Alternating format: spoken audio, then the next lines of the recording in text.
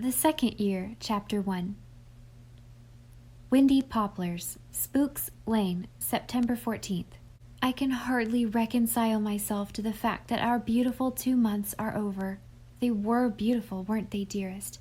And now it will only be 2 years before... Several paragraphs omitted. But there has been a good deal of pleasure in coming back to Wendy Poplars, to my own private tower and my own special chair and my own lofty bed, and even Dusty Miller basking on the kitchen windowsill. The widows were glad to see me, and Rebecca Dew said, frankly, "It's good to have you back."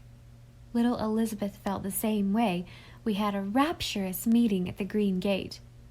"I was a little afraid you might have got into tomorrow before me," said little Elizabeth. "Isn't this a lovely evening?" I said. "Where you are, it's always a lovely evening, Miss Shirley," said little Elizabeth. "Talk of compliments! How have you put in the summer, darling?" I asked. "Thinking," said little Elizabeth softly, "of all the lovely things that will happen in tomorrow." Then we went up to the tower room and read a story about elephants. Little Elizabeth is very much interested in elephants at present. "There is something bewitching about the very name of elephant, isn't there?" she said gravely, holding her chin in her small hands after a fashion she has. "I expect to meet lots of elephants in tomorrow." We put an elephant park in our map of Fairyland. It is no use looking superior and disdainful, my Gilbert, as I know you will be looking when you read this. Not a bit of use. The world always will have fairies. It can't get along without them, and somebody has to supply them. It's rather nice to be back in school, too. Catherine Brooke isn't any more companionable, but my pupils seemed glad to see me, and Jen Pringle wants me to help her make the tin halos for the angels' heads in a Sunday school concert. I think the course of study this year will be much more interesting than last year. Canadian history has been added to the curriculum. I have to give a little lecturette tomorrow on the War of 1812. It seems so strange to read over the stories of those old wars, things that can never happen again. I don't suppose any of us will ever have more than an academic interest in battles long ago. It's impossible to think of Canada ever being at war again. I am so thankful that phase of history is over. We are going to reorganize the dramatic club at once and canvass every family connected with the school for a subscription. Lewis Allen and I are going to take the Dawlish Road as our territory and canvass it next Saturday afternoon.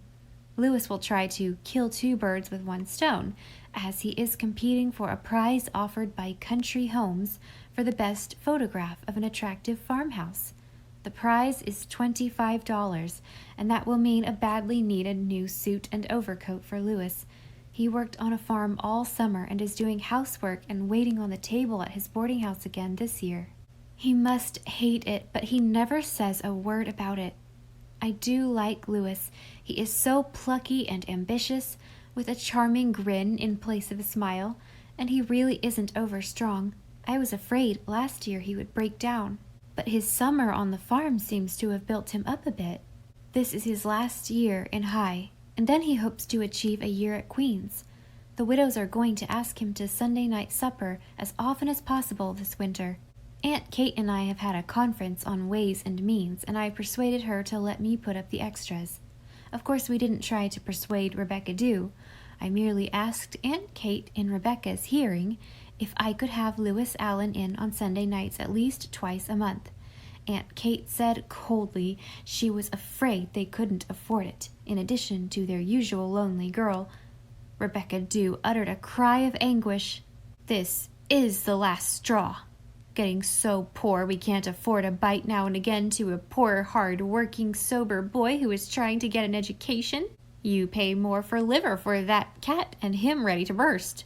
Well, take $1 off my wages and have him." The gospel, according to Rebecca, was accepted. Lewis Allen is coming, and neither Dusty Miller's liver nor Rebecca Dew's wages will be less. Dear Rebecca Dew.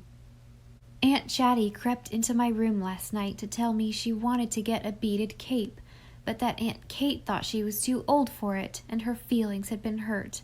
Do you think I am, Miss Shirley? I don't want to be undignified, but I've always wanted a beaded cape so much. I always thought they were what you might call jaunty, and now they're in again. Too old? Of course you're not too old, dearest, I assured her. Nobody is ever too old to wear just what she wants to wear. You wouldn't want to wear it if you were too old. I shall get it, and defy Kate, said Aunt Chatty, anything but defiantly. But I think she will, and I think I know how to reconcile Aunt Kate. I'm alone in my tower. Outside there is a still, still night, and the silence is velvety.